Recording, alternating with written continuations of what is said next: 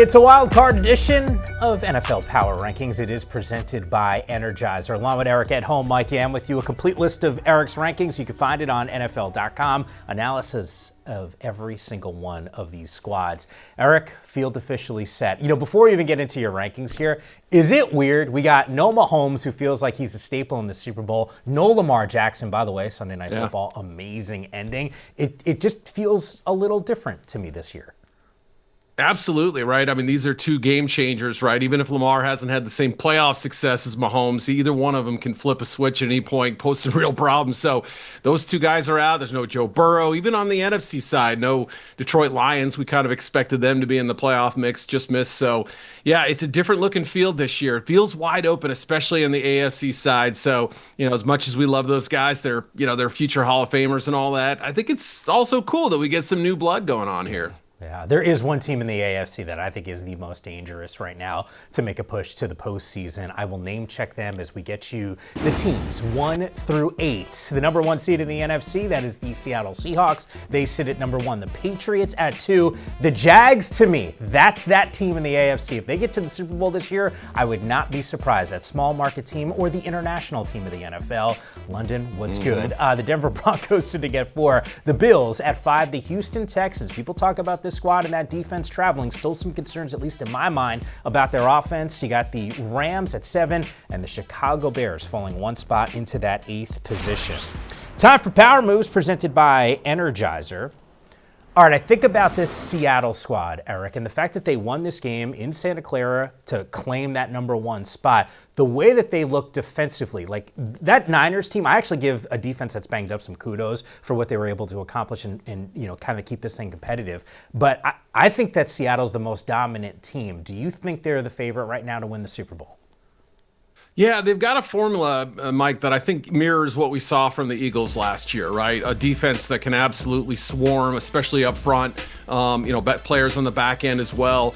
On offense, they've got the two-headed rushing attack, vertical passing game, all that. So it sort of feels the same. And, I just don't know if they have a glaring weakness beyond turnovers, really. That's, they had 8 in the 3 losses they had this year, and I believe 28 overall this season. So a little prone to giving the ball away, and that's the one thing that might hold them back.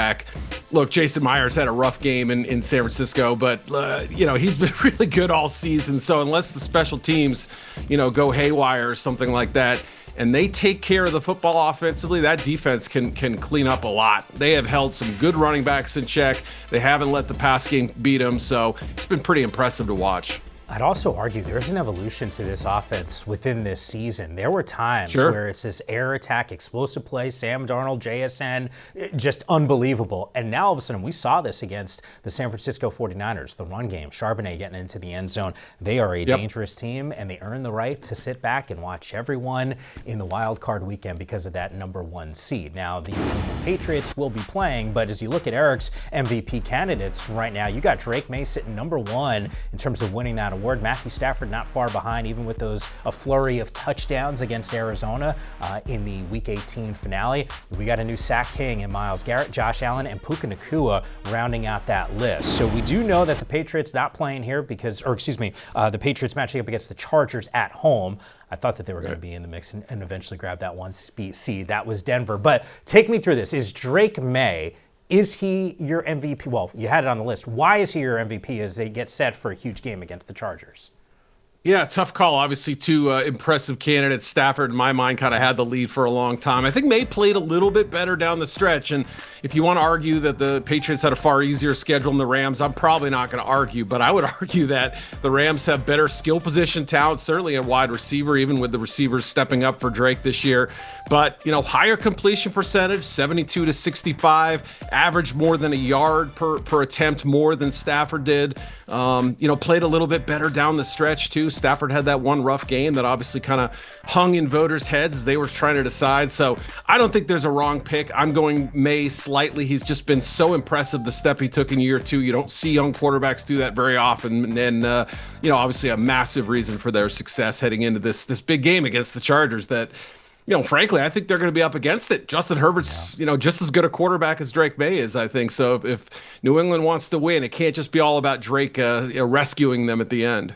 Yeah, you know what's fascinating about this, Drake May, we haven't seen him in the postseason. We have seen Justin Herbert. Right. There's been some struggles. So I think there's some unknowns about how these guys handle that type of pressure in a big game. I think the bonus right now from a New England perspective is they get to do this one at home. When we were giving out the list of teams, I said the Jags to me are the most dangerous team possibly in this field. What we're seeing from this team's offense and really what we've seen from their defense, which I don't think talk nearly enough. They host Buffalo. If there's a team that I don't love in terms of the matchup, it's the Bills because Superman plays for them in Josh Allen. But handicap this one for me. Yeah, obviously, you just sort of look at the last half of the season, 8-game win streak, and they've outscored opponents 269 to 116, more than doubling their opponents' points during that stretch. So pretty amazing, averaging more than 2 takeaways the last 6 games. The offense has really gotten hot down the stretch. They're very versatile, too. You want Travis Etienne to be the guy, he can be the guy. You want Trevor Lawrence to use his athleticism and his throwing ability. He certainly has that. Great touch on the touchdown pass. He's been good in the red zone this year.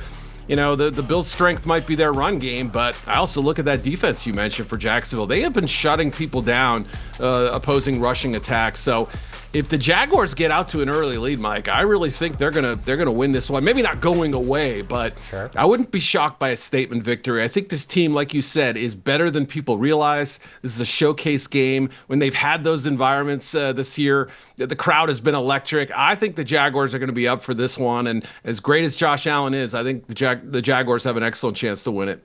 Okay, we started the show, Eric, talking about the no Mahomes, no Lamar Jackson factor. And I also made reference to this with the Patriots and the Chargers with the inexperience maybe in terms of playoff wins for those two quarterbacks. The fact that Josh Allen, as we focus in on this Bills team, they have an MVP. And right now in the playoff field, it's Josh Allen and Aaron Rodgers, only guys in terms of the quarterback spot that have won MVP awards. How much of a factor is that heading into the postseason in a game like this? You can't underestimate him, right? He has the ability to take a team and put it on its back. We've also seen some better results from, obviously James Cook's had a tremendous season leading the league in rushing. The defense has had moments where they've stepped up, but we all know that, Josh is going to be the guy with the ball in his hands most of the times in these key situations, and they have to generate these big pass plays. That's the one thing that I think is going to kind of separate them too. And, you can't forget about Cook. Tight ends are going to be a factor, no doubt. Jacksonville's had a little trouble defending the tight ends this year, but I really think it's going to be about Allen's rushing ability and his ability to make plays on the move. And, Seattle beat him with some deep passes. Broncos hit him with some big plays out in that game in Denver. So Jacksonville's defense is good, but times vulnerable. Do the Bills have those downfield weapons that can help Allen out? Too often this season, I felt like he's put too much on his plate or tried to be the hero too often, and it's come back to bite him at times. Yeah, once again, I'm really looking forward to that matchup because to me, the Jags, they win this game. I think they have the most impressive regular season win in the NFL. That's going 2 Mile High and taking out the Broncos and not just winning that game, dominating that game. The narrative around the Houston Texans, who move up 2 spots in your rankings, has been, hey, the team that you don't want to play here. And yet I watch them against the Colts. I see Riley Leonard and Indianapolis kind of hang tough against that defense. I see some question marks around that team offensively, at least in my mind, over the last few weeks. What's the state of Houston right now heading into the postseason? Yeah, there is probably a little bit of worry about their defense. And to me, it's been 90 or 95% excellent and then 5 or 10% of, wait, what's going on here? But they did rest some starters, too, after a certain point in that game, especially those pass rushers up front. And they ended up winning. So, obviously you look at it and say, was that them looking forward too much? Were they too concerned, about saving guys health-wise and all that? I'm not too worried. I do like the matchup, even having to go to Pittsburgh. And hey, they've graduated from that 4:30 window on Saturday. So I think everybody on the outside is looking in and saying, maybe this team is legit. It's not just about the defense. Obviously, C.J. Stroud, I think, has to come to play to the level that, that we've been kind of hoping for and occasionally have seen, but not consistently enough. Early in that Chargers game, he comes out with 2 touchdown drives and then really played pretty poorly after that. That's the kind of game he needs to avoid.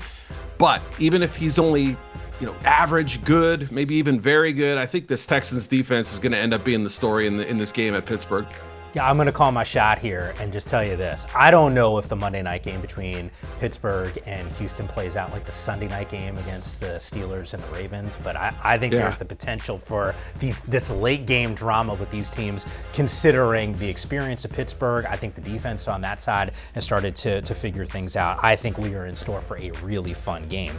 The Rams get an opportunity. They move up 2 spots in your rankings. They get an opportunity to avenge that loss against the Panthers in Carolina. It's a rematch, different circumstances because this is the postseason. But where do you net out on Los Angeles? Because there was a good stretch of this year where you had them as the number 1 seed. I felt like they were the best team in the NFL.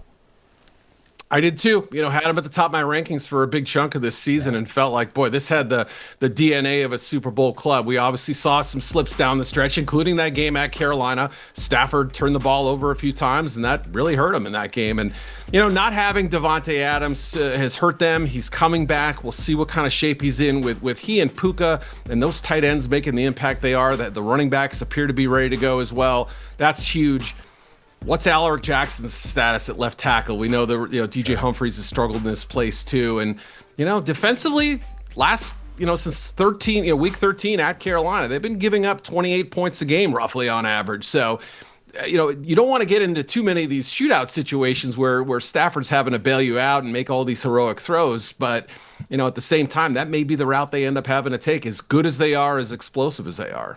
All right, we'll talk more about Carolina coming up in just a bit, but there's a part of my rationale heading into this game thinking, hey, are they just playing with house money? And is that a good thing or a bad thing? So we'll discuss that coming up here on Power Rankings in just a moment. But we got a Chicago Bears team. They're starting to see some cracks in the armor right now.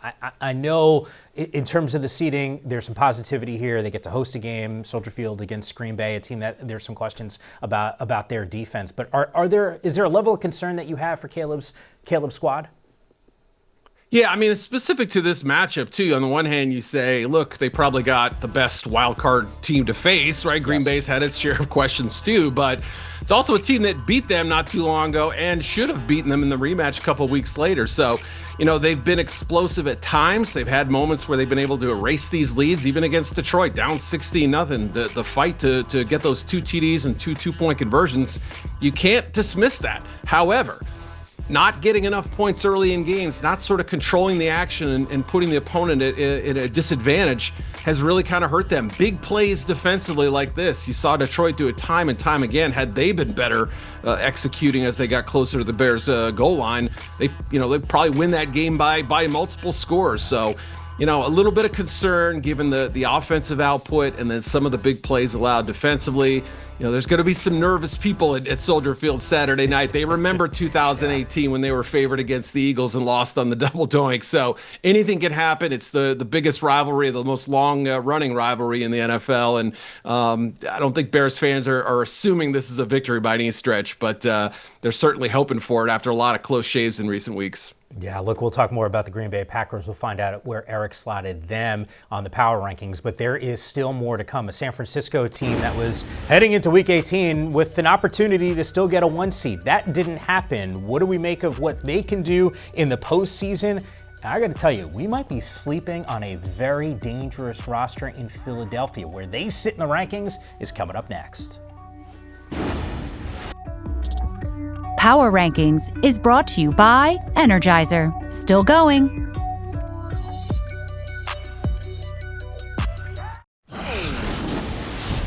Well, back here on Power Rankings, teams 9 through 16, we got a bunch of playoff squads here. And checking in at number 9, they dropped 4 spots, the San Francisco 49ers, who we'll talk about in just a moment. The Philadelphia Eagles staying put at 10. It's the Chargers at 11. This is a team that had the opportunity to rest some starters, including Justin Herbert. They did that in week number 18. Steelers somehow figured out a way to get into the postseason at 12. The Packers at 13. The Panthers also kind of backdoored their way into the postseason. They're at 14. The Ravens and Vikings at 15 and 16. They will be watching the postseason. Still can't believe that is the case for a Baltimore squad. I know we talked about Lamar not being in the postseason. First time since 21 that has happened. The Niners, they dropped 4 spots here. Sell me on the positive story from a San Francisco perspective, because heading into Week 18, Eric, this is still a team that had an opportunity to be the 1 seed in the NFC.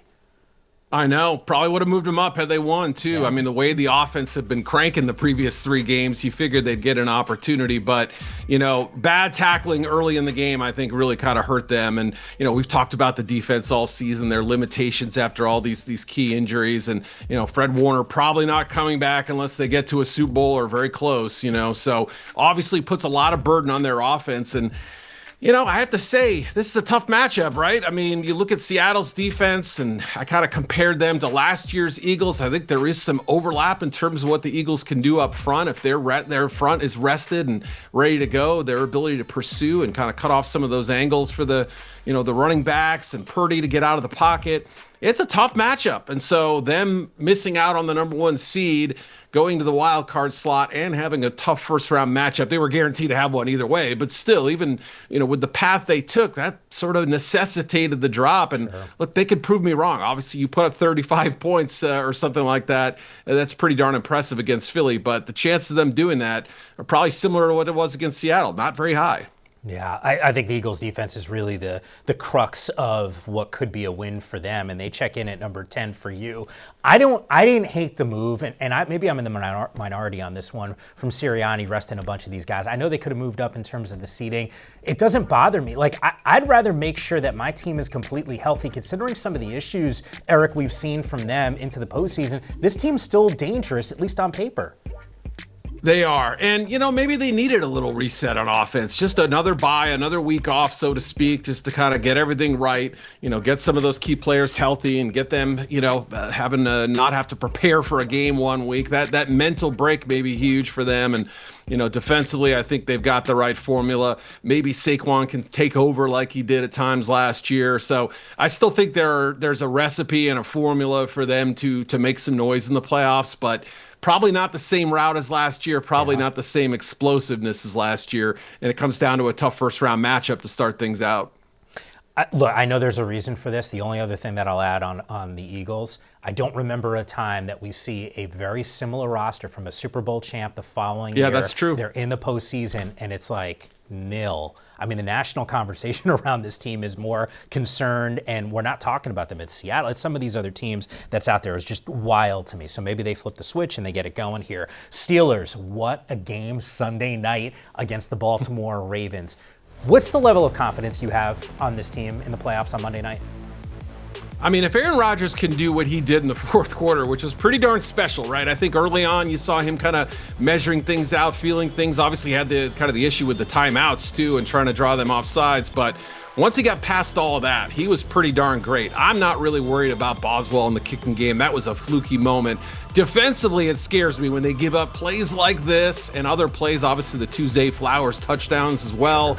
The secondary right now does frighten me. So if they can't heat up the edges against C.J. Stroud up front, I'm a little worried about their ability to cover on the back end. So sometimes it takes a little luck, but you got a veteran quarterback, like you said, one of the 2 former MVPs still alive in this field. And the way Rodgers has played more often than not this season, I think you give them a chance, especially now with DK Metcalf back. So fascinating team, can't give up on them. And they've been through a roller coaster this year, but they made their home playoff game happen. And we'll see if they can pull the upset against the favored Texans. Yeah, from the 12th team to the 13th team, and that right now is the Green Bay Packers. I know we talked Chicago a little bit earlier. Eric, I talked to one of our colleagues in Stacey Dales, who's covered both the Packers and the Bears. I think she's going to be covering this playoff game. She told me, hey, Jordan Love, they actually thought that he was going to be able to play in week number 18. I think that was somewhat calculated to kind of keep him on the outside looking in. But this team, the defense hasn't looked good. They've lost 4 straight games. I asked you about confidence for the Steelers. I'm just not confident at all in this Packers team right now. Yeah, had they had their 2 best players, one on each side of the ball, actually I don't know about 2 best, but certainly their 2 most impactful injured players in Micah Parsons, Tucker Kraft, this is a totally different conversation, I think. Still sort of retooling their offensive line, trying to figure out the best combination there. Love, like you said, sat out. Even Malik Willis banged up too, and he's a guy who had some success against the Bears in that outing in Chicago. So, but if they get Josh Jacobs back and the O-line works, and defensively they can kind of hold their own and not get gashed by the run game, I think Chicago's going to try to do their best to get that going early. They're going to be in it. And look, just again, you go back to the 2 games against Chicago. they probably outplayed the Bears in at least 5 of those 8 quarters, right? So I think there's a good conversation to be made that they match up very well with the Bears. Yeah.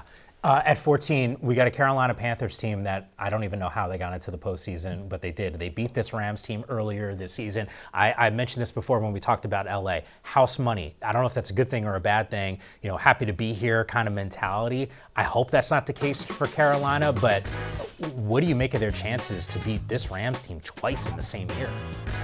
Yeah, it would be fascinating, right? If people did chalk up that first game to a fluke or a stroke of luck or something, I don't think they've been watching the Panthers this year, but they've also had enough games that make you think, you know, maybe they don't belong in this playoff field. So they're a tough one to predict. They've had moments where they look really good. Bryce Young with the ball in his hands in the fourth quarter has mostly ended up pretty well. Defensively, they've had their moments as well. Remember how bad they were defensively last year, most points allowed in NFL history. So to be able to make these kind of impactful plays on that side of the ball has helped them get in.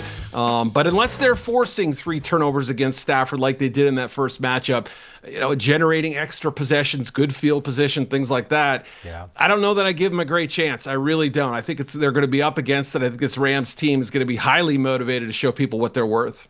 Yeah, 3 turnovers, 2 picks for Matthew Stafford in that loss to them in Carolina. The Ravens, I got a chance to see them before the season started in training camp. I walked off that field and I said to myself, my God, this team is loaded. They're my pick to win the Super Bowl, and they're not even in the playoffs. Give me some context on just how catastrophically bad this was this year. Everything seemed to go wrong, right? From blowing the late lead against Buffalo in week 1, the 1-5 start. Lamar gets banged up. The defense wasn't playing well early in the season. All kinds of issues. The one issue, ironically, they didn't really have was kicking. I mean, Tyler Luke kicked well all season until this moment. So, you know, for the people going after him on social media, I just say get a life, because the kid was not the reason they lost this season. It may have been the reason they lost that game at that moment, but you know, defensively, they've got their issues too, and even if they played better on that side of the ball, losing Kyle Hamilton in that game cost them. I mean, that was a big one. So just so much to unpack. The future of John Harbaugh, the future of Lamar. Can this team make another run with this group? It's all kind of left up in the air, hanging all off season, I think. Yeah, injuries for this squad clearly started to mount up here, but there's a lot of teams that are banged up. It feels like a missed opportunity with a roster that was loaded. And I'm with you 100% on Loop. They can go back multiple weeks and talk about lack of execution, drop passes, and critical situations, the whole thing. That's the reason why they're on the outside looking in. Meanwhile, we got some coaching changes and some teams that are thinking about the NFL draft, where the rest of the squads that you need to be thinking about next season, where they sit in the rankings, is coming up next.